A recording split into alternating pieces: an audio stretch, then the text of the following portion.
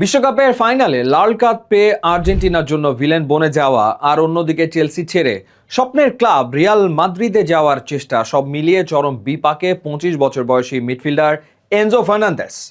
Chelsea ছাড়তে মরিয়া এনজোর সামনে কি সত্যিই কোনো ভালো অপশন খোলা আছে, নাকি রিয়াল মাদ্রিদের কড়া প্রত্যাখ্যান তাকে ফিরিয়ে আনবে স্ট্যামফোর্ড ব্রিজে?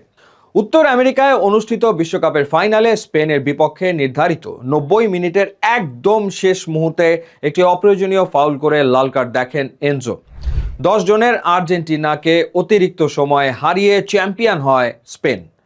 তবে টুর্নামেন্ট শেষ হতেই এনজোর ভবিষ্যৎ নিয়ে নতুন টানাপোড়েন শুরু হয়েছে।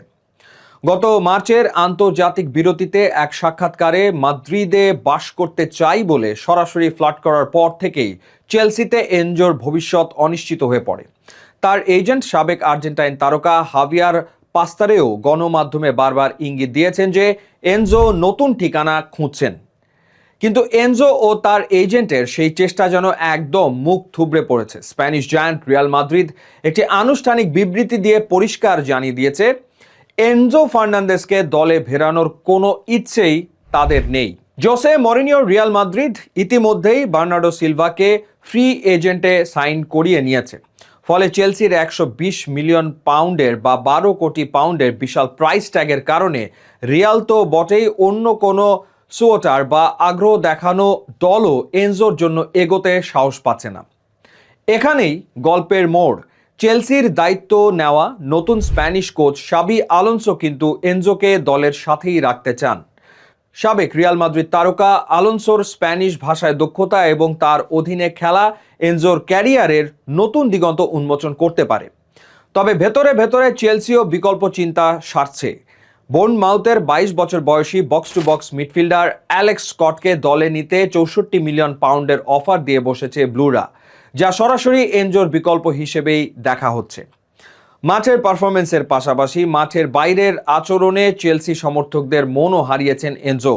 গত মার্চে ক্লাবের চ্যাম্পিয়ন্স লিগ থেকে বিদায়ের পরপরই নিজের ভবিষ্যৎ নিয়ে ধোঁয়াশা তৈরি করা এবং রিয়ালে যাওয়ার ইচ্ছা প্রকাশ করায় তৎকালীন কোচ লিয়াম রোসেনিয়রের কাছ থেকে ২ ম্যাচের ক্লাব নিষেধাজ্ঞাও ভোগ করতে হয়েছিল তাকে। ক্লাবের সংকটের সময় এমন ফ্লার্ট করাকে ব্লুজ সমর্থকরা ভালো চোখে দেখেননি, যার ফলে ক্লাবে ফেরার পর সমর্থকদের ক্ষোভ সামলানো তার জন্য অন্যতম বড় চ্যালেঞ্জ হবে। অন্যদিকে এনজো চাইলেই কিন্তু চেলসি ছাড়া এত সহজ নয়, কারণ ২০২৩ সালে রেকর্ড ১২০ মিলিয়ন পাউন্ড দিয়ে সাইন করানোর পর তার সাথে লম্বা মেয়াদে দীর্ঘ চুক্তি করে রাখা হয়েছে। ফলে একদিকে যেমন চেলসি তাদের বিশাল বিনিয়োগের লোকসান সইতে রাজি নয়, তেমনি ইউরোপের অন্য কোনো ক্লাবও এই মুহূর্তে চেলসির হাঁকানো চড়া দামে এনজোকে কিনতে আগ্রহী নয়। এই বিশাল আর্থিক জটের কারণে না চাওয়া সত্ত্বেও হয়তো চেলসিতেই নিজের ক্যারিয়ার পুনর্গঠন করতে বাধ্য হতে পারেন এই আর্জেন্টাইন তারকা।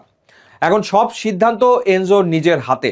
রিয়াল মাদ্রিদের দরজা বন্ধ হওয়ার পর শাবি আলোনসোর অধীনেই কি চেলসিতে ঘুরে দাঁড়াবেন এনজো, নাকি অন্য কোথাও খুঁজে পাবেন নতুন ঠিকানা? আপনার মতামত কমেন্ট করে জানান।